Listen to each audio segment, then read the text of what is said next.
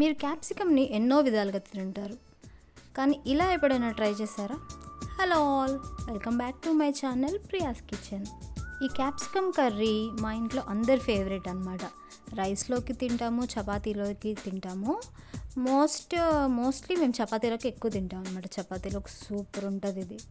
Process చూసేద్దామా? ఇంకా బాండీ తీసుకొని కొంచెం నూనె వేసి పల్లీలు, కొబ్బరి, కొన్ని జీడిపప్పులు మంచిగా దోరగా వేయించుకోవాలన్నమాట. ఇంకా ఎండుమిరపకాయలు వేసి సిమ్లో మంచి అరోమా వచ్చేదాకా వేయించుకోవాలి. తర్వాత కొంచెం చిన్నుల్లిపాయలు ఇవన్నీ వేసి మంచిగా వేయించుకోవాలన్నమాట. చూడండి, మంచిగా రోస్ట్ చేసుకున్న తర్వాత వాటిని పక్కకు తీసి పెట్టుకొని చల్లారిన తర్వాత మిక్సీలో వేసుకొని పౌడర్ చేసుకోవాలన్నమాట. మరి మెత్తగా కాదు, మంచి కోర్సుగా పౌడర్ చేసుకోవాలన్నమాట, ఇలా చూపించిన విధంగా.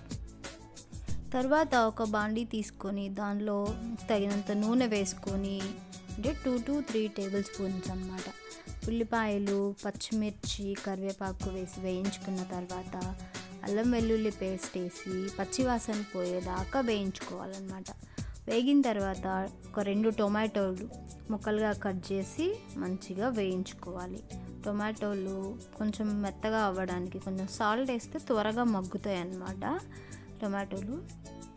ఇప్పుడు కొంచెం పసుపు వేసి తిప్పేసి మంచిగా వేయించుకున్న తర్వాత మూత పెట్టుకొని ఒక 5 minutes మగ్గించుకోవాలి.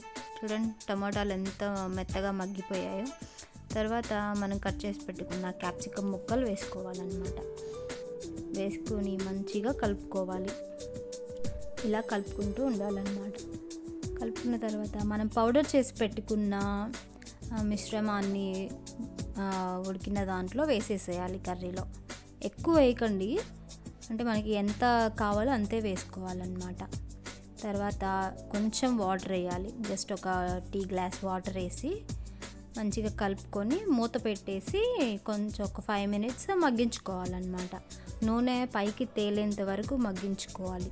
ఇలా లాస్ట్లో కొత్తిమీర వేసేస్తే మన క్యాప్సికమ్ కర్రీ రెడీ అయిపోయిందండి.